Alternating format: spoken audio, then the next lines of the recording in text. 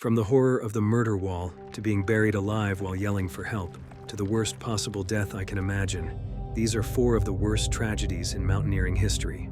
And as always, viewer discretion is advised. For those who believe in luck, this first story will horrify you, because it turns out that Friday the 13th is also the day of one of the worst mountaineering incidents of all time. On Friday, July 13, 1990, 45 unlucky climbers were settled into Camp 2, the second base camp for those who wanted to climb Lenin Peak. The mountain is part of the Pamir Range that makes up the border of Tajikistan and Kyrgyzstan. Hundreds of climbers try to scale the Lenin every year because it's known as one of the easiest climbs, over 23,000 feet. The terrain is fairly simple to cross, but it will shock you how this entry-level mountain killed so many in one day. According to the guides, everything was going exactly as planned. The group of 45 climbers from 5 different countries had safely reached Camp 2 at 17,388 feet. Another group of climbers followed them to Camp 1, which was 3,000 feet below them. Everyone in Camp 2 was excited and feeling good. Weather conditions were holding out, and it looked like they would be able to summit within a couple of days if nothing changed. But even the easiest mountain can become deadly very quickly. As most of the climbers slept, a 6.4 magnitude earthquake rumbled beneath them, 135 miles below the earth. This wasn't anything new. Climbers in the area knew that the same tectonic plates that form these mountains also caused regular earthquakes. Most of the time, these earthquakes didn't trouble anyone, and because of the thick snow, it's unlikely that any of the climbers even felt the quake. But the mountain did. 3,000 feet above the sleeping group, the earthquake dislodged what's known as a serac, a thick column of ice. It looks beautiful, but when these building-sized pieces of ice come crumbling down the mountain, there's little hope for anyone to escape. Within seconds, the serac had turned into a falling wall, collecting snow as it thundered its way down. By the time it had reached the camp, the avalanche was carrying 1 million tons of ice and rock, traveling close to 200 miles an hour. Before anyone could react, the ice and snow slammed into the flimsy tents, instantly burying 43 of the climbers. Only 2 climbers weren't buried under the wintry blanket, injured with just a broken arm and leg.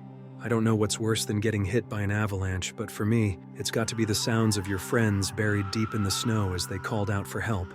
Many of the group also survived the avalanche, but now they were being crushed by the weight of the snow, which had instantly hardened into glacial ice, thicker and stronger than concrete. The survivors had no hope of digging them out. One by one, the voices dimmed as people slowly suffocated under the ice. It was brutal, heartbreaking, and shocking. Things can spiral out of control fast, whether in the mountains or in our daily lives. One of the biggest threats we face today, our personal information is being exposed online. Have you ever Googled yourself? It's shocking how much of your private info, your name, email, phone number, is out there for anyone to buy. We've all had those annoying spam calls. Ever wondered where they come from? Data brokers collect and sell your information to scammers, spammers, and even identity thieves. And it's not just shady companies doing it. Sometimes it's organizations we trust. Recently, the National Public Data Breach compromised over 2.9 billion records, leaking full names, addresses, phone numbers, and even social security numbers. That's why I use Aura, the sponsor of today's video.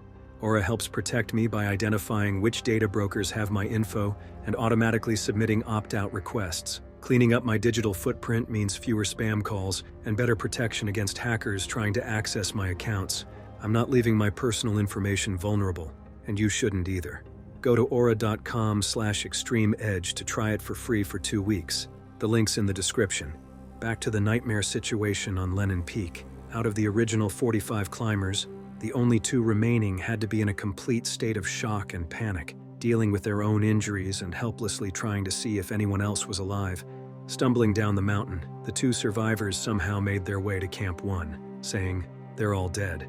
But the climbers in Camp 1 were confused. They had slept through the earthquake and had no idea about the avalanche that had taken so many lives just a few thousand feet up the peak. By the time rescue crews were able to come to the scene, it was too late. For days, Soviet choppers flew around the camp trying to see any signs of life. About 4 bodies were recovered. Fast forward to 2008, only 1 body has ever been recovered from Lenin Peak. I'm shocked that it took 35 years, when the glacier on the mountain started to melt, that we were finally able to find at least some of the remains of those who died that fateful night. K2 is the 2nd highest mountain in the world at 28,251 feet, just 781 feet shorter than Everest. But even though it's shorter, it's definitely a deadlier mountain. It has the highest failure rates of all mountains, and sometimes that failure means death. If you want to climb K2, you need to get a permit from the Pakistan government. Normally, these permits are rare because the government doesn't want a lot of people on the mountain at the same time, but for some reason in 1986, the government was handing out more permits than usual. What the government didn't know was they were handing out permits to die. More permits meant more mountaineers on the slopes during the summer of 1986 than ever before. More climbers certainly meant more people reached the top that year, 27 in total, but it also meant more death. For every 2 climbers at the top, one of them died trying. 13 people lost their lives, twice as many as any year before. At the start of the summer, there were 2 Americans who wanted to be the first to reach the top, only they wanted to challenge themselves even more by climbing the impossible southwest face. John Smolich and Alan Pennington were on an easy part of the climb on June 21, 1990. Unknown to John and Alan, the sun had melted the ice farther up the slope, suddenly sending a viciously large boulder crashing down. The boulder triggered a mini avalanche, which swept the 2 of them off their feet. Rescuers who saw the avalanche rushed over to help. They found Alan's body and dug him out quickly, but not quick enough. He was dead from severe internal damage when they found him. John wasn't so lucky. The snow carried his body deep and far, out of reach of the rescuers. To this day, John's body is still frozen up there on the mountainside. I think that if I heard the first climbers of the season had died, that might be enough to stop me in my tracks. But for the several other expeditions, they simply thought it was just a matter of being in the wrong place at the wrong time.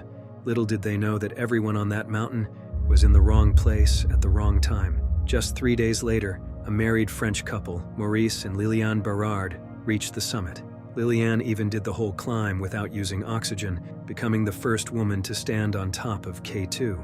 The married couple were expert climbers and had scaled several Himalayan peaks in their lifetime. So I have to wonder why they left it so late to reach the top, because by the time they started to descend it was night, hardly anything to see. The pair, along with 4 other climbers, set up an emergency tent on the steep peak to wait out the night, but at first light, the couple was gone. Without a trace, the 2 experienced mountaineers had fallen off the edge of the summit, falling hundreds of feet to their death in the darkness, where no one saw or heard anything. It took 3 weeks to find Liliane's body, but it took 12 years to find Maurice. As the season continued, other climbers also faced harrowing fates, highlighting the relentless peril of K2's slopes. 2 Polish climbers had reached the summit one afternoon, but they were pretty exhausted after the climb. The thin air was slowly killing them, and they knew it. If they didn't hurry down, their organs would shut down one by one from lack of oxygen. But the thin air at those heights also makes you woozy, kind of like you're drunk. One of the climbers, Tadeusz Piotrowski, lost his footing once, got back up, stumbled again, and then slipped right off the narrow ridge near the summit. His partner had to stand there and watch his friend's body slam into rock after rock before he fell beneath the clouds and out of sight. I have to tell you about the main catastrophe that happened on K2 in early August. The climbing season was almost over, and a group of 7 climbers had unexpectedly met, all trying to summit within 24 hours of each other. Julie Tullis and her fellow cameraman Kurt Diemberger were filming for a German TV show, one of the first times that K2's summit was televised. Julie and Kurt had both reached the top, but on the way down, some serious storms started to threaten their return journey. By the time Julie got back to Camp 4 at nearly 26,000 feet, her fingers and toes were numb. Frostbite was already setting in. The other 6 climbers in the camp were already huddled in tents, trying to find shelter from the 99-mile-per-hour winds that ripped and tore at the tent fabric. Julie's nose and fingers were turning black, signs that the frostbite was eating away at her body while she was still alive. She also complained that she couldn't see clearly. Those who had climbed before knew this was a bad sign. It was a sign her brain was swelling, a severe symptom of altitude sickness. As Julie's condition got worse, the 7 of them had no choice but to huddle together through the night, trying to catch what little sleep they could in the howling storm. But they were stranded with nothing. At that height, your body needs 1.5 gallons of water every day to keep your blood from thickening. The group knew they had to get moving soon. By morning, Julie was dead. Horrifically, the excess water in her lungs had killed her in the night by slowly robbing her of her breath. But the storm was still raging. The climbers were stuck. They stayed in that tent with Julie's dead body for the next 3 days, unable to sleep, unable to move, unable to even melt the snow with their mouths. By August 10th, 4 days after the summit attempt, the group made the decision that they had to get moving, or else they would remain frozen in time just like Julie.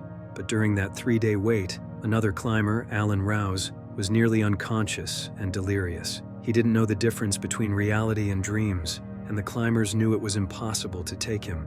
So they made the impossible choice to leave Alan behind to die in the same way as Julie. The 5 remaining climbers started off in the blinding snow and the -20 degrees Fahrenheit weather, but within a few hundred feet of the tent, 2 more climbers collapsed, falling off the trail. They were unable to be revived. One of the climbers in the back of the group, Dobroslava Wolf, simply stopped moving, frozen while standing. When Japanese climbers came back a year later, she was still frozen in the same place, still clinging to the ropes where she died from the extreme cold. Now they were down to just 2.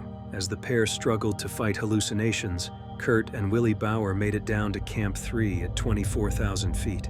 But the camp was gone, wiped away in the storm. They had hoped to find water and warmth, but found cold, hard ground, nothing and nobody to meet them. They had no choice but to continue to Camp 2 before the cold claimed their lives as well. I think it's amazing that Kurt and Willie survived everything and somehow still made it back to safety. Of course, they paid a heavy price. When they did arrive at Camp 2 at 21,000 feet, other climbers were horrified at what they saw and heard. Both men had black fingers and noses. Both were stark mad, raving about water and storms and frozen bodies, but somehow they were alive. After weeks of medical attention and several amputated fingers and toes, both men lived to tell the gruesome tale of what happened up on K2 that summer when the mountain decided to fight back. Let's keep going from bad to worse. You know that if we're going to talk about mountain tragedies, we're going to have to mention the highest mountain in the world, right? Mount Everest just has to be bigger, with almost 4 times more dead people on its slopes than any other Himalayan mountain. But one year, 1996, stands out above the rest. Every year, dozens of people come to base camp below Everest at around 17,000 feet. In 2024, I was one of them, and it was one of the most amazing experiences of my life. You'll see all the climbers flocking to Nepal from March to May, hoping they'll get a chance to climb to the top of the world.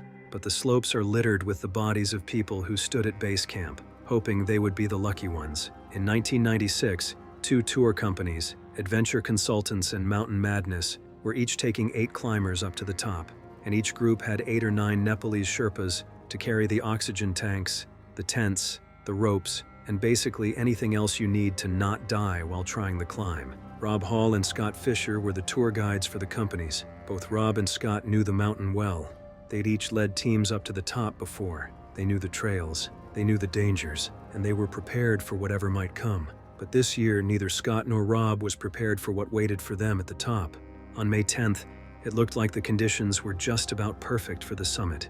There was a perfect blue sky, no clouds, not even a whisper of a wind that day. The group was enthusiastic as they left Camp 4 at around 25,900 feet that morning, knowing they'd touch the top of the world before they slept again. But even though the summit was tantalizingly close, both Rob and Scott knew that there were plenty of places where something could go wrong. And it started to go wrong right away that day. As the group started out, Scott and Rob noticed that their Sherpas hadn't yet laid out the ropes for the climbers to use that day. But it shouldn't be a big deal, right? It was just an hour's delay as the Sherpas prepared the route. But sometimes an hour is enough to make all the difference. Then they reached the Hillary Step, a famous ridge 28,900 feet above ground and just 20 minutes from the top. But it's the most technical and dangerous part of the whole climb. Either side of the ridge section falls thousands of feet down, and it also happens to be a bottleneck, letting just one climber through at a time. So if you're last in line, it could be hours waiting for climbers ahead of you. All the while, the summit is just out of reach. At Hillary Step, the group had to wait, delayed by people who'd already reached the top and were coming down. By now, the day was rapidly slipping away from them. Normally, to safely reach the top and have enough time to get back down to camp, you have to reach the summit and leave before 2 p.m. But by the time the Hillary Step bottleneck cleared enough, it was already 3 p.m. And that's when a light snow started to fall. While some of the tour group pressed onto the peak, others were forced to wait for the bottleneck to ease up. Rob and some of his team did make it to the top, but their celebration would be short-lived. When you're that high up on the mountain, they say that you're in what's called the death zone. You have no protection against the elements. The pressure is too weak and the oxygen in the air is too thin to live. If you're in the death zone for too long, you start to hallucinate. You can't focus. You struggle to get enough air to your body, and your brain starts to shut down. In other words, it's not a good idea to try one of the most complex climbs when your brain is dying. The tour guides Rob and Scott knew that it was already getting too late, and they tried to push their clients to return to camp. But with the summit just minutes away, a lot of the climbers ignored their tour guides to push on to the end. As the light faded, Scott and Rob had to make life or death decisions, but they had no idea that they'd be deciding their own fates as well. One of Rob's clients, Doug Hansen, reached Hillary's Step after the snow had started. Rob tried to point him back down the mountain, but Doug just shook his head and pointed up to the top. Even without words, it was clear that no one could convince Doug to abandon his dream that day. Doug ignored the Sherpas and guides and summited Everest sometime after 4 p.m. Scott, meanwhile, was busy enough with his own clients. Thanks to delays and bottlenecks, he didn't get his team to the top until 3:45, well after the deadline. However, others in the group saw that Scott was showing signs of altitude sickness. He was losing focus at the worst spot on the mountain. It wasn't his fault that he was making unsafe decisions. His brain was unable to think straight. I don't know how to think about Rob and Scott's actions that day. Were they brave enough to help their clients reach the top through a growing storm so late in the day, or were they naive? In any case, Rob was still helping his team to come back down from the top. By now, it was getting close to 6 p.m., and that light snow I mentioned earlier? Now, it's a full-on snowstorm with pellets of ice hitting the climbers at 70 miles per hour. Even with thick winter gear, the wind whipped the heat away from the climbers' bodies, rapidly chilling their cores and risking their vital organs. Visibility fell to zero, and on top of the driving snow, everyone's vision became blurry as the extra cold shrunk the veins in their eyeballs. It seemed like everything was going wrong for everybody on Everest. The weather was against them. Time was against them. Even their own brains were against them. Many climbers in the group wandered off in the storm, completely lost or out of their minds from the cold and altitude. Because of the severe storm, the tour guides had no choice but to descend to Camp 4 and hope that the lost climbers would find their own way back. But when the sun's first light shone that next morning, it became clear what had happened the night before. Doug, who had ignored his guides, was simply missing. To this day, Doug's body was never found. Rob woke up early on May 11th, finding that couldn't breathe well. He took off his mask and saw his limited oxygen wasn't getting through the thick layers of ice that built up. Rob fixed his mask, but by 9 a.m. his own frostbitten hands were useless to handle the ropes and gear he needed to climb down. Instead, he made one last call over the radio to his pregnant wife waiting for him in base camp. "Sleep well, my sweetheart," he said to his wife. "Please don't worry too much." They chose a name for their unborn child, and then he simply went to sleep. And as he slept, he froze where he lay. A rescue team found his body a couple of weeks later by the IMAX film crew, making a documentary about the experience. But Rob's wife insisted they leave him where he lay. It's where he always wanted to be. When all was said and done, 8 people had died in the night. They'd either frozen under the snow somewhere along the trail, or maybe they fell off Everest's steep slopes in their attempt to get back to safety. Many of the bodies were never recovered after that deadly night. What do you do when the mountain you're trying to climb keeps trying to kill you? This last gruesome story will shock you how deadly a mountain can really be. And quite frankly, this is the story that gives me nightmares as the worst way I can imagine to die. In 1936, 10 experienced climbers wanted to tackle one of the last challenges of the Swiss Alps. There was a reason it was the last challenge. It was the most difficult, the deadliest climb of the whole range, the north face of Eiger Mountain. Besides the Matterhorn, or the Toblerone Mountain as you might know it, the Eiger is one of the most recognizable peaks in the country. People had already reached the peak 50 years before, but in 1936, nobody had been able to climb the north face of the mountain, the murder wall, as people used to call it. It's 6,000 feet of sheer rock slick with ice and loose stones, and if that's not bad enough, there's always an avalanche or a landslide that's ready to come down on you. I'm a big fan of these climbers, although it often amazes me what motivates people to reach the extreme like this. Maybe it's because they wanted the Olympic medal for climbing. A couple of German climbers had just received the medal for climbing the Matterhorn. Maybe they wanted to get their names in the record books. Or maybe the challenge was too tempting to ignore. But it was a big task, and not one to be taken lightly. Year after year, climbers tried their best to scale up the mountain, all 13,015 feet of it. And every year the mountain took many lives. In the climbing community, there was a lot of debate about how best to climb it. If you climbed in the summer, there was always the risk of falling rocks. At least the weather was better. However, if you climbed in the winter, those rocks would be frozen, but then you had snowstorms and freezing ice to deal with. How do you decide? Is this the right time to flip a coin? For whatever reason, the climbers decided that summer would be best, but tragedy would hit them that July before they even started. In one training climb, as they were testing their gear, one of the team fell and was instantly killed. And then the weather turned bad, almost as if the mountain itself was warning them. At first, the team waited a few days, but after the weather didn't improve, 5 of the climbers went home. That left 2 Germans and 2 Austrians. They were Andreas Hinterstoisser, Willi Angerer, Eddie Rainier, and Tony Kurtz, all aged between 23 and 27 years old. Each of them was an expert climber. They were mountain guides. They had all the latest equipment, although maybe not as much food and water as they needed. In each pack, the climbers had dozens of carabiners, hundreds of feet of rope, bread, bacon, and some sardines. I think I would have passed on the sardines and had a bit more rope, but that's just me. On Saturday, July 18th, the clouds cleared and it finally looked like the climb was on, and the little team of 4 climbers took their first steps on the mountain face at 2 a.m. Down in the village of Alpeglen at the base of the Eiger, crowds pointed their telescopes to watch the team scale the murder wall. Before they had gotten very far, Andreas Hinterstoisser slipped off his rope and fell 120 feet after a small rock fall. What's amazing is that Andreas wasn't injured. I think what's even more amazing is that they decided to keep going after that. On day 2 of the climb, it first looked like things were going well. Andreas had miraculously crossed a big gap using a clever rope mechanism, but once they crossed, they pulled up the rope.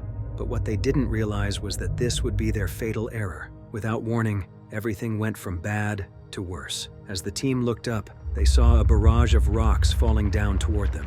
But on the sheer face of the north wall, there is no shelter.